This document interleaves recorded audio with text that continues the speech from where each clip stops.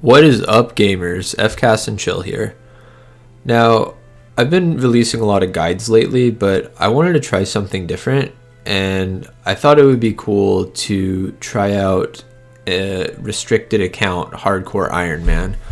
I've never played the Hardcore Ironman mode before, and I just love all of Settled's videos, especially everybody knows Swampletics. It's a classic.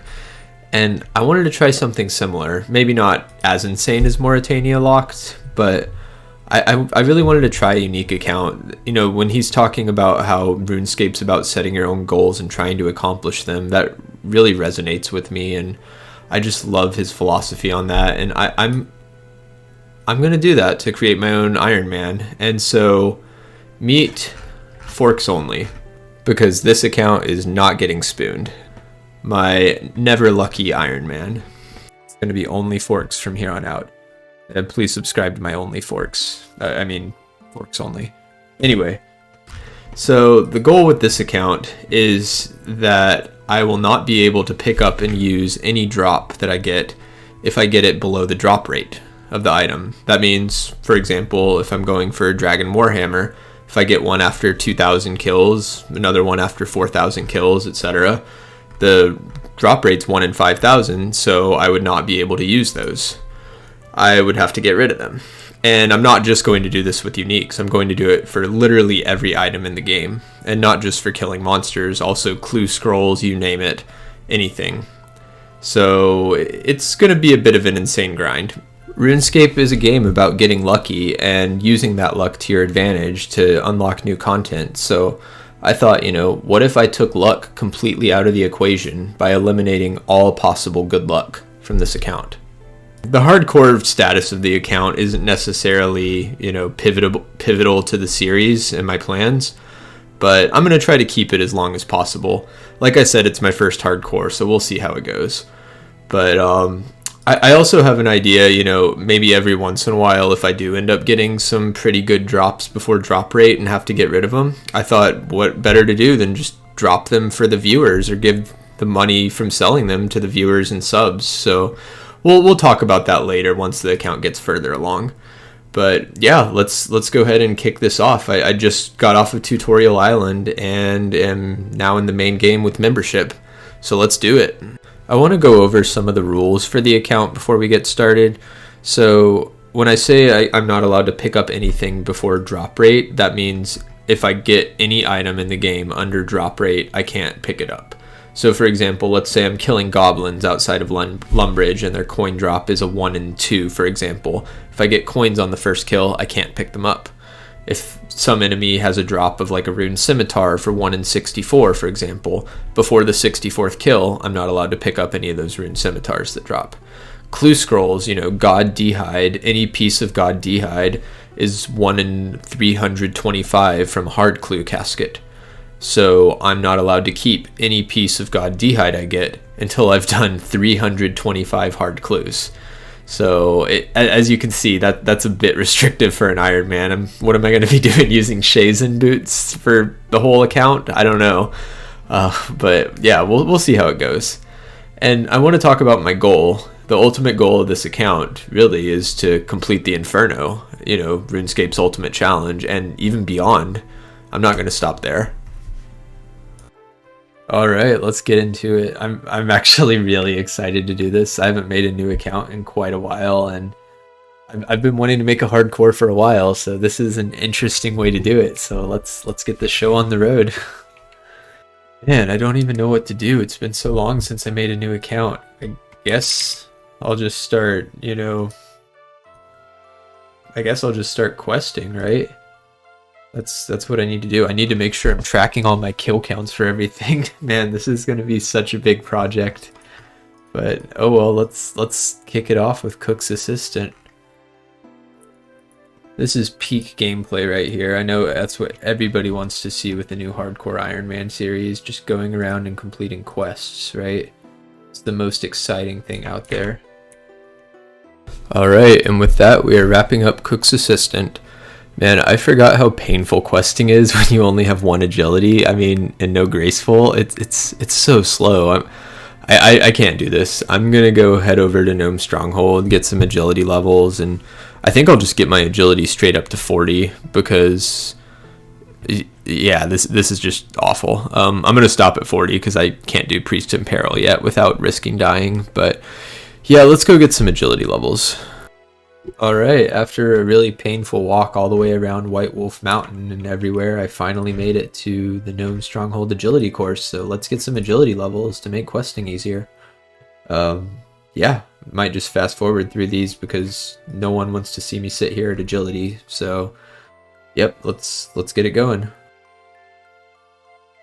Alright, and with that massive level up, I am done with Gnome Stronghold Agility. Now time to home teleport and get the hell out of here because it is scary being on the other side of White Wolf Mountain. Let's go back there, go head on over to Drainer and get some more agility levels for now. Man, these agility levels are going so quickly. I'm really not used to this after playing near maxed accounts for a long time. But yeah, I guess I'll just hang out here and kind of talk about some goals I have for the account as I grind out these agility levels for a bit. So I want to get into the PVM content where I'm grinding for good drops as soon as I can on this account because I think that's where the interesting part with the restriction comes in. So for the first, episode or two, I might just be quickly rushing through some questing and skilling content because I don't want to show that in too much detail. And then really get into some of the grinds. I could see myself going for, a Dragon Warhammer pretty early on, probably grind out some hard clues to try to get a magic short bow for that. Might even try my hand at demonics pretty early on too, if I can get through Monkey Madness too. And really, I do want to do a lot of Corrupted Gauntlet on this account, which is going to be stressful because it's a hardcore. Like I said, if the hardcore status ends, I don't think that means I'm going to quit the account. But you guys can let me know in the comments what you think. If you think that I should do everything in my power to keep the hardcore status, like never do CG, things like that. But I want to do some Corrupted Gauntlet. I love the Gauntlet. But yeah, I just want to get into that content as soon as possible. So we'll see how it goes. I think there are some interesting grinds, though, on some of the quests early on. So I'll definitely show some of those. But I'm not going to take too long to get through them because, like I said, I don't want to bore you guys with the early game content that you've seen a million times. I want to get to the point where I'm like pulling early T-bows on, in cocks and having to drop them, stuff like that. That's the dream. So I'm so excited about this. So yeah, let's just keep fast forwarding through these agility levels. And there's 20 agility, so now off to Alcarid. I'm going to fast forward through these two. And there we go. There's 30 agility. Alright, time to move on to Varrock. So let's go do some agility there now.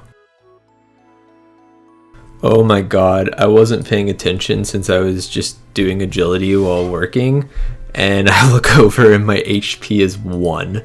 I guess I fell too many times. This is a wake-up call for me. I've never played a hardcore and I need to be way more careful. I need to go look up the max hit for these agility falls and just kind of hang out and wait out my HP. I should have gone and done some fishing and cooking before doing this, but I'll do that later. Wow, that was stressful. Just imagine how sad that would be if I had to say that my first hardcore I ever made died to Varrock agility course. That'd just be embarrassing. So I'm really glad that didn't happen. But anyway, let's keep wrapping this up. Alright, so now that I got 40 agility, I'm going to go and fish and cook some shrimp so I have a little bit of food, and then I guess go train on seagulls for a little bit. So let's go do that. So my next very immediate goal on this account is to complete Waterfall Quest, and I'm going to stay at these seagulls until I have 20 HP just to be safe for those moss giants, because those boys can hit you hard, and I don't want to be another hardcore who got smacked down trying to rush Waterfall Quest early. So let's just hang out here for a bit. It looks like I got an Evil Bob event here. This could be huge because these usually give you a lot of fishing XP. That would be really helpful for the account early on. So let's go ahead and do it. Let's go here. And Wait, what is this? It's not the island. Have you been captured too? I didn't know this existed. I thought there was just the fishing bob event. But anyway, let's wrap this up and get out of here real quick. Alright, let's see what we got.